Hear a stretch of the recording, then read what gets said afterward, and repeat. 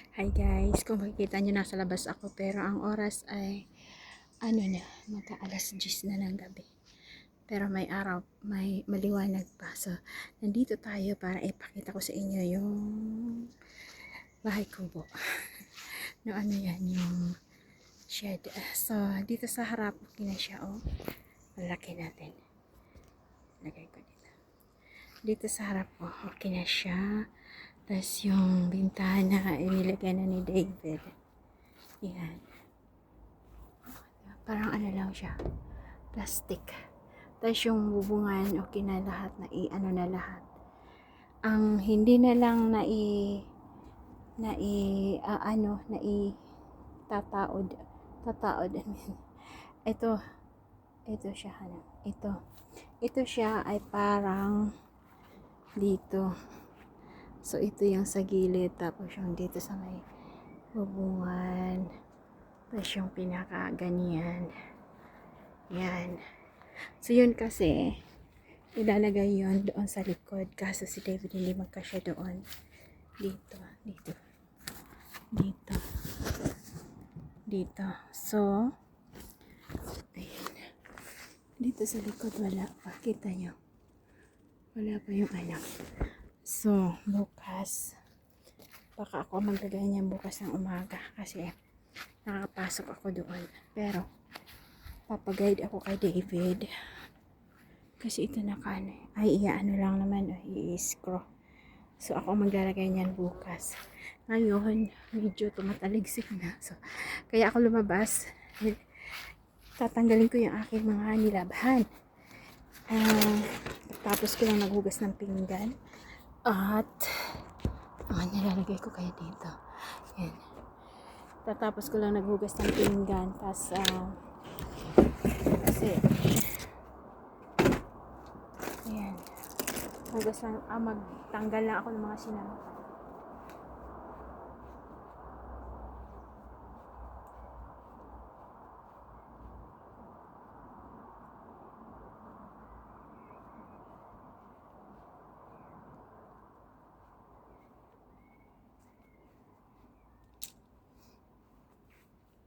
Lahin ko yung maliliit.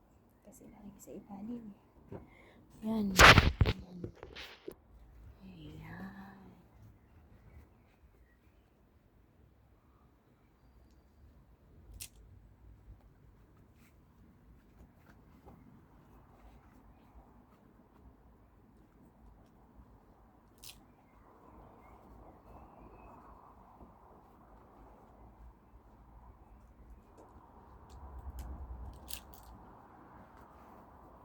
So, next will be, ita-transfer ni David yung mga laman, ang laman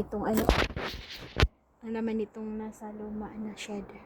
Yung nasisira na shed, ita-transfer niya doon sa bago. Yan.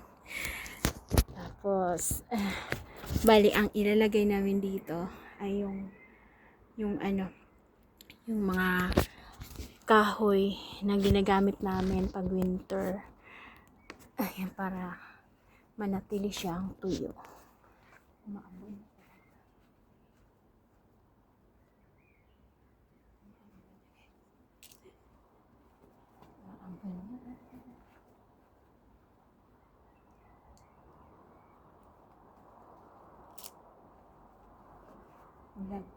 Vlog pa. Hindi pa siya gaano tuyo. Kung ko natutuyuin sa loob.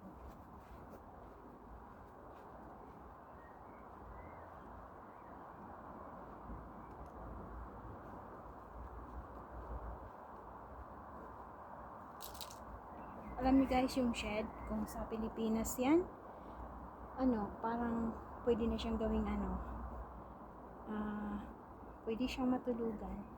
Or gawing yung ginagawang tinda-tindahan na maliit. Pwede siya. Sa yan, kung sa Pilipinas. Kasi dito lagayan yan ng mga tools, garden tools.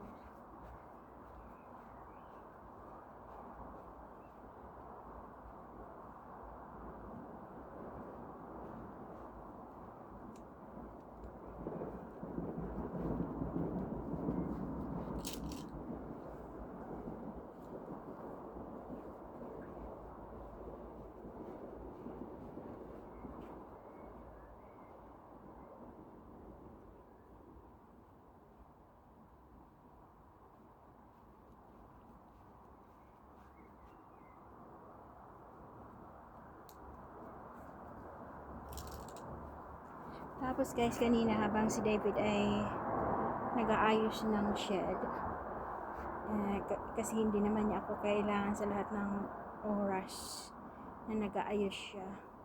So naglinis din ako ng garden.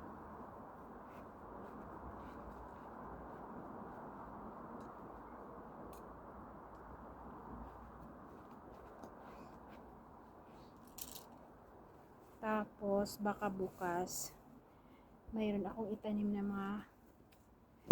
mga buto. Isa sa burak ko da. Gaganyan, i-spread out ko lang. Yung ano yan madaling mabuhay ng mga bulaklak.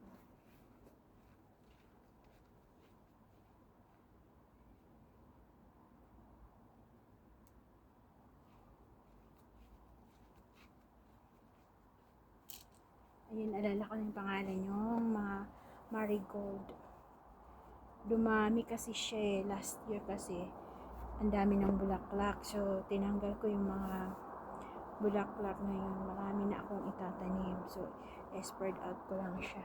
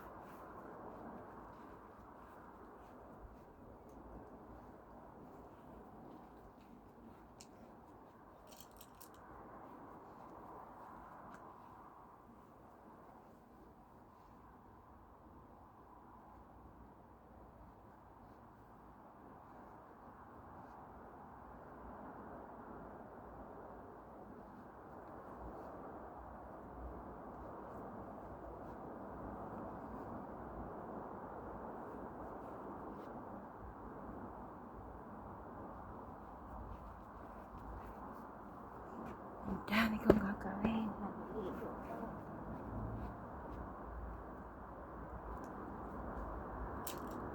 Maligo. Magtutupi ng mga nilabhan. Ang dami kong gagawin.